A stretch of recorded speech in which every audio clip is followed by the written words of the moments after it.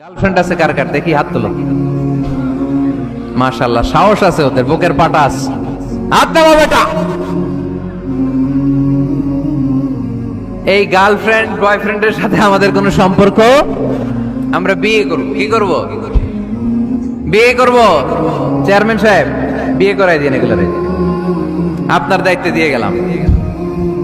এই girlfriend boyfriend এগুলো ইসলামের কালচার নয়। বিয়ের চেয়ে ভালো কাজ পৃথিবীতে হতে পারে? বিয়ে করতে গেলে বাপে বলে আগে নিজের পায়ে দাঁড়া। তো এতদিন ও কার পায়ে দাঁড়াইছে? ছেলে মেয়েদেরকে সাহস দেন, ছেলেও পড়বে। ওই যে একজন চিল্লান দিয়ে উঠছে, ওর কমন পড়ছে। কমন পড়ছে, মাশাআল্লাহ। গার্ডিয়ানরা যারা আছেন ওদের দুঃখ কষ্ট একটু বুঝেন আপনারা, মিলাই দিয়েন ওদেরকে, বিয়ের পিড়িতে বসায় দিয়েন।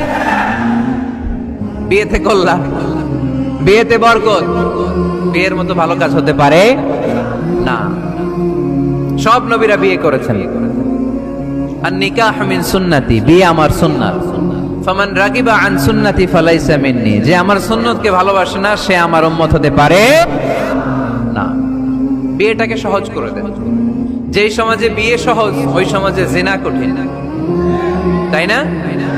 যেই সমাজে জিনা সহজ ওই সমাজে বিয়ে কঠিন। আমাদের সমাজে জিনা করা সহজ, বিয়ে করতে লাগে 10 লাখ, জিনা করতে লাগে 1000। ঠিক কিনা?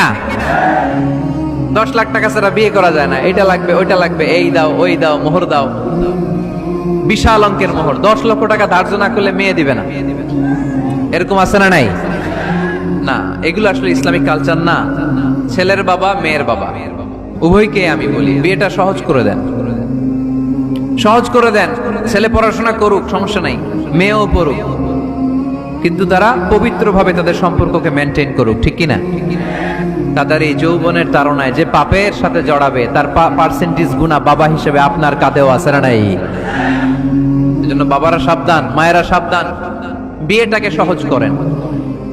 এই এলাকার যুব সংঘ যারা আছো, তোমরা একটা ক্যাম্পেইন করবা এই মাহফিলের পরে, টাইমলি ম্যারেজ ক্যাম্পেইন। সময় মতো বিয়ে দিতে হবে, দেরি করা যাবে। বাপ মা বুঝে না, একজনকে হুজুর আব্বাই বুঝে না। গার্ডিয়ান যারা আছেন একটু সদয় হন। ওরা যে পাপের সাথে, পাপের রাস্তা যে ওরা চিনে যাচ্ছে, পাপের পথে যে জড়িয়ে যাচ্ছে, আল্লাহর সুপ্রিম কোর্টের কাঠগড়ায় আসামি করে আল্লাহ সেদিন আপনারে দাঁড় করাবে। ওয়াল্লাযীনা হুম লিফুরুজিহিম হাফিজুন, দে গার্ড देयर প্রাইভেটস। মুকদ্দামাতুল হারামে হারাম, এট এ গ্ল্যান্স। একটা নারীর দিকে চোখ পড়ে যাওয়া এটা হারাম না, কিন্তু এই চোখ পড়ার কারণে এটা জেনার দিকে নিয়ে যাবে, এজন্য এটাকেও হারাম করেছে কে? মুকদ্দামাতুল হারামে হারাম। এই নজরটা বড় খারাপ। আর নাযার সাহামুন মাসমুমুন মিন সিহামি ইবলিস। এই নজর হচ্ছে শয়তানের বিষ মাখানো তীরের মধ্যে থেকে একটা ভয়ঙ্কর তীর। এই তীর দিয়ে শয়তান যুবক আর যুবতীদেরকে কাবু করে ফেলে। আমরা শয়তানের হাতে ধরা দিতে চাই না, আমরা বিয়ের মতো পবিত্র বন্ধনে আবদ্ধ হতে চাই। ঠিক কি না?